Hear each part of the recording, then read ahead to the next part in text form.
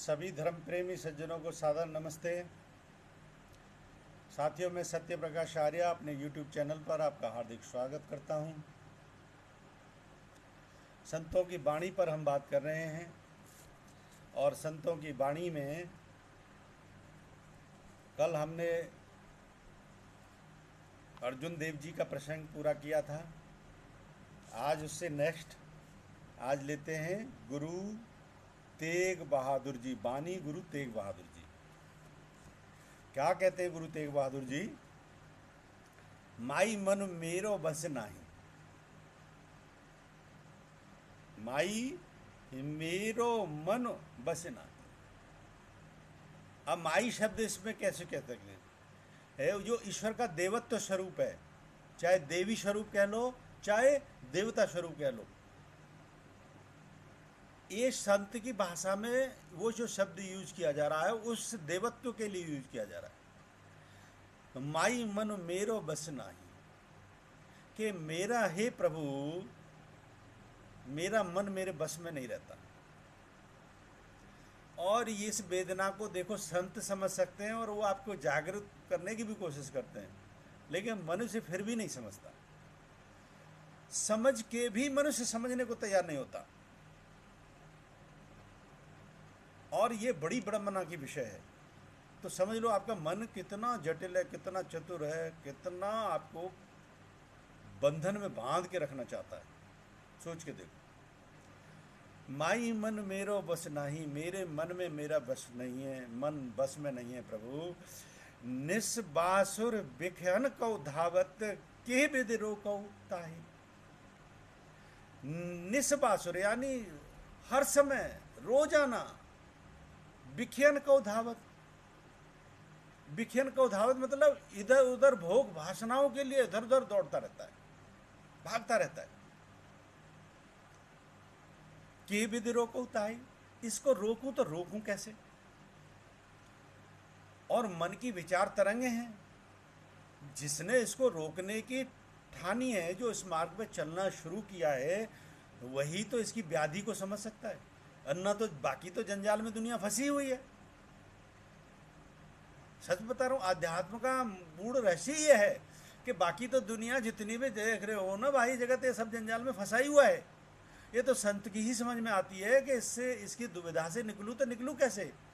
क्योंकि एक मिनट के अंदर 65 से 70 विचार जब एक साथ उठते हों, सोच के देखो, कल्पना करो कि with in 1 minute time there are more than 65 to 70 thoughts in a minute। क्या स्थिति है? किधर लेके जा रहा है? कभी किसी तरीके के ख्याल आ रहे हो, कभी किसी तरीके के ख्याल आ रहे हो, कभी किसी तरीके के ख्याल आ रहे हो। अच्छा, इसमें भी मैं अध्यात्म को बहुत गहराई से बयान करता हूँ, क्योंकि मेरा चिंतन भी गहराई का ही रहा है। मेरी पुस्तक में गहराई का ही विषय है। तो गहराई को इस तरह दृष्टिकोण से समझें। कभी कभी आपने देखा होगा मन में विचार ऐसे उठते हैं जो मन छलांग लगा लेता है। यानी जो आपका ये जीवन चक्र है, इस काल का कोई कार्मिक अकाउंट ऐसा ही है ही नहीं, और मन ने जाने कहाँ की छलांग लगा दी, यानी क्या सोच में पड़ गया ऐसा। क्योंकि मन का स्वभाव है, तो ऐसा कोई व्यक्ति तो मिलेगा नहीं जो इस तरह के अनुभव से नहीं गुजरा हो। तो वो जो छलांग लगा लेता है ना कभी कभी, जो कि आपके परिदृश्य में, जीवन के इस परिदृश्य में ऐसे दृश्य हैं ही नहीं, कभी ऐसा कभी एक्सपीरियंस है ही नहीं। इट मीन्स, इसी को कहते हैं मन की कलेक्टिविटी ऑफ पास्ट कर्मास। तो वो आप माइंड की, आपके माइंड की जो है ना पास्ट कलेक्टिविटी है, उसके आधार पर है वो सारा क्षेत्र। और फिर उसके बाद वो जो है ना डिसअपियर हो जाएगा, उस टाइप का थॉट डिसअपियर होकर फिर इस टाइप के थॉट्स में आ जाएगा। वो हो सकता है कि आपके इस जीवन से जुड़े हुए बहुत सारे प्रकरण हों, उस टाइप के थॉट प्रोसेस में खोया हुआ नजर आएगा। कभी भी बैठ के देखना, देखो कहाँ कहाँ मन भाग रहा है, ऑब्जर्व करके देखना कि 1 मिनट के अंदर देखो कितना भागता है ये। कभी क्या सोच रहा है, कभी क्या सोच रहा है, कभी क्या सोच रहा है। 1 मिनट में जाने कितने काम करते हुए नजर आएगा।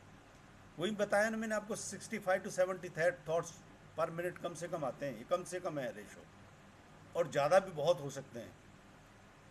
This is the minimum thought ratio. तो वही जो है ना अपनी वेदना को गुरु तेग बहादुर जी कह रहे हैं कि निस बासुर व्यखन कौधावत के भेद रोकौता। इसको कैसे रोकूं, ये इधर उधर भागता ही रहता है। वेद पुराण सिमित के मत सुन निखम नहिए बसावे। वेदों की जहाँ चर्चा हो रही है उसको सुनना पसंद नहीं करता, पुराणों की जहाँ चर्चा हो रही है उसको सुनना पसंद नहीं करता, श्रीमती जहाँ मेरी बुद्धि को शुद्ध करने की बात हो रही है उसको सुनना पसंद नहीं करता। कीमत सुन निकम न हिए बसावे। कोई अच्छी चीज को अपने अंदर बसाना चाहता ही नहीं, जब देखो उल्टा सीधा भागता रहे। और ये मन का स्वभाव है, जब भी इसको अच्छाई की तरफ लगाओगे ये आपको दूसरी तरफ दौड़ाना शुरू करेगा, ये आपको स्वयं परेशान करना शुरू कर देगा अच्छी चीज। क्योंकि ये साधन वेद हो गए, पुराण हो गए, सुमित की बात हो गई, ये तो इसको फिर जो है ना इसके बियॉन्ड जाने की बात कर रहे हैं। आपके आपके आपके जो है ना असली स्वभाव को जागृत करने की बात है। और मन तो आपको अपने कंट्रोल में रखना चाहता है, तो ये अलाउ ही नहीं करता। उस समय आपको फिर इधर उधर खुद ही परेशान करना शुरू कर देगा। कितनी बड़ी बात है, किसी की समझ में आ सकती है। संत के माध्यम से ये बातें समझ आए कि वेदों को मन समझना चाहिए नहीं चाहता। पौराणिक कथाएं जो हमारी बहुत ही जिनमें गूढ़ रहस्य छुपे हुए हों आध्यात्म के, जो पौराणिक कथाएं जो हैं उन्हीं के बेस पे तो ये पुराण बने। अरे हमारे जितने भी ऋषि हैं, मुनि हैं, योगी हैं, महात्मा हैं, ये पौराणिक जितनी भी गाथाएं हैं उसी को तो पुराण कहते हैं। गोल पोल बातों को पुराण नहीं कहते। पुराण का मतलब है पौराणिक। पौराणिक गाथा हैं जो पौराणिक हमारा बहुत ही हाई कल्चर्ड हिस्ट्री है। हमारे ऋषि मुनि योगी महात्मा संत, उसमें पौराणिक कथाएं, और वो सारी जो है प्रेरणादायी हैं। Spirituality, they are full of spirituality. उनके एक्सपीरियंसेस और आम समाज से जुड़े हुए विषय उनमें जुड़े हुए हैं, उनको कहते हैं असली पौराणिक कथाएं। ये नहीं है गोल गपोल बातें जाने कहीं की मारे कहीं का तीर और कहीं पर निशाना, ये पौराणिक कथाएं नहीं बात कर रहा है। जो पौराणिक आध्यात्मिक शुद्ध कथाएं ना, वो पौराणिक कथाएं जो कि आपके मन को ट्रांसफॉर्म करती हैं। और सुमिति यानी जो आपकी बुद्धि को निखारे, ऐसी बातों को आपका मन सुनना पसंद नहीं कर रहा। ये जो है ना क्या कह रहे हैं, अपनी वेदना कह रहे हैं गुरु तेग बहादुर जी। पर धन पर दारा शिव रचियो बिरथा जानऊ सिरावे। दूसरे धन की इच्छा करता है। अब देखो कैसी कैसी बात। कितने लोगों तो जो है ना दूसरे धन को दबा लेंगे, डकार ले लेंगे, उनको कुछ फर्क ही नहीं पड़ता। और यहाँ पे वेदना जताई जा रही है। ये होता है संत का हृदय। यानी जिसको अपने मन को शुद्ध करना होता है, वो उसके मन में विचार भी आ जाते हैं कि दूसरे धन की मैं इच्छा कर रहा हूँ, हाय राम मैंने कैसा पाप कर दिया, ऐसे विचार उठते हैं। अरे मैं परधन की जो है ना इच्छा कर रहा हूँ, कितना बड़ा पापी हूँ मैं, ऐसे बात तो होता नहीं। अरे मैं पर स्त्री की जो है ना बारे में सोच रहा हूँ, कितना बड़ा पाप कर रहा हूँ मैं, ऐसे विचार आते हैं। तो पर धन पर दारा शिव रचियो, ऐसी योजनाओं रचता है कि दूसरे का धन मेरे पास आ जाए, दूसरी स्त्रियों को मैं भोग सकूं। ऐसे ऐसे षड्यंत्र रचता है, वृथा जन्म सिरावे, और मेरे पूरे जन्म को व्यर्थ कर देना चाहता है। ये अपनी वेदना जता रहे हैं गुरु तेग बहादुर जी। मद मैया के भयो बाबरो सूजत न कछु ज्ञान। और इन सब चीज़ों के भौतिक जगत के संसाधन इसमें मदमस्त हो रखा है।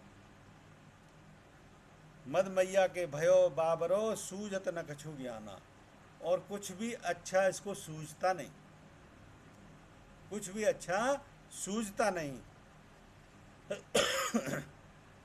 घट ही भीतर बसत निरंजनु ताको मर्म न जाना।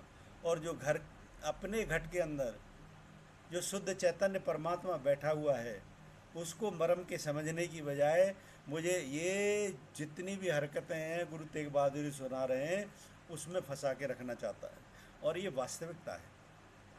ये गुरु तेग बहादुर जी कहते हैं ना, जो आदमी जागरूक होता है वो तो बयां कर देता है, और जिनने सोते ही रहना है वो आप संसार में ये देखते हो, ये सब का मन ऐसा ही है। ऊपर से सफेद कपड़े और अंदर से मन पूरा काला। ये वास्तविकता है जीवन की। और जिसने इससे पार निकलना चाहा उसने अपनी बात को कह डाला, और जिसने नहीं निकलना उसने उसको इसी में मन ने फंसा डाला। सच बता रहा हूं। तो घट ही भीतर बसत निरंजन ताको मर्म न जाना। जो मेरे भीतर वो चैतन्य, शुद्ध चैतन्य बैठा हुआ है, उसके मर्म को नहीं जानना चाहता, इधर बसाना चाहता है, भटकाना चाहता है। जब ही शरण साधिकी आयो दुर्मत सगल विनाशी। जब ही शरण साधिकी आया दुर्मत सगल विनाशी। लेकिन कहते ना, जो इस बात को कह रहे हैं निश्चित तौर पे उन्होंने तो ठान लिया है कि मुझे तो अपने अस्तित्व को जानना है, मुझे इसके चालों में फंसना ही नहीं। तो जब ही शरण साधिकी आया, लेकिन जब मैं साधु की शरण में आया, जब मैं उस परमपिता परमात्मा की मैंने शरण ले ली, दुर्मत सगल विनाशी, और उस समय ये जितनी भी मेरी भ्रम बुद्धि के जंजाल थे वो सब दूर हो गए। दुर्मत सगल विनाशी, मेरी सारी दुर्मति, सारे दुर्गुण धूमिल हो गए। तब नानक चेत्यो चिंता मन काटी जम की फांसी। और हे मेरे गुरु नानक देव, तब मेरा ये चिंता मन, चिंता भी मन तभी करता है जब आप ये जंजालों में फंसे होते हो, वरना मन जब कहते हैं ना शुरू में बहुत विरोध करेगा और इन जंजालों में फंसाएगा, लेकिन आप दृढ़ संकल्पी हो गए कि मैंने तो इसके पार ही जाना है, तो इसका ट्रांसफॉर्मेशन जब शुरू होना होता है, तब इसको वास्तव में जब चैतन्य का आनंद मिलता है ना, जब इसके अंदर स्वीकार भाव आता है, तब ये स्वीकार जब कर लेता है, तब इसको पता है कि मैं कितना मूर्ख था, कहाँ भटक रहा था। असली आनंद जहाँ मैं खोजना, जिन चीज़ों में खोज रहा था उनमें था नहीं, और जहाँ आनंद था उसको मैं पाना नहीं चाह रहा था। तब इसको जब पूर्णानंद की प्राप्ति होती है, तसल्ली होती है, तब ही ये सच्चा आनंद भी मन तभी ले पाता है। तब नानक चेत्यो चिंता मन काटी जम की फांसी। और जितने जंजाल थे ये सब कट गए। जब इनकी सब की जंजालों की फांसी कट गई, तब मेरा चिंतामणि मन जो है ना शांत हुआ। अन्यथा ये जितने भी जंजाल बुनते चले आते हो, चिंतामणि मतलब जो मन जिन चीज़ों में खुशी ढूंढता है उनमें खुशी उसको मिलती नहीं, और फिर चिंतन करता है तो देखता है दुख है, इसीलिए उसको कहते हैं चिंतामणि। तो तब नानक चेत्यो चिंतामणि काटी जम की फांसी। और जब ये जागरूक हुआ तो सारे मेरे फसाद कट गए। इतना बढ़िया प्रसंग, आनंद आया। मुझे उम्मीद है चर्चा पसंद आई होगी। पसंद आई है तो वीडियो को अधिक से अधिक लाइक करें, अधिक से अधिक जितना है शेयर करें, क्योंकि ये बहुत ही अनमोल ज्ञान है। जितना शेयर करोगे उतना आपको पुण्य मिलेगा, लाभ मिलेगा, स्वयं भी लाभ मिलेगा, आप किसी दूसरे को लाभ देने के भागी बनोगे। बने रहे मेरे साथ, बने रहने के लिए बहुत बहुत धन्यवाद। ओम सम नमस्ते।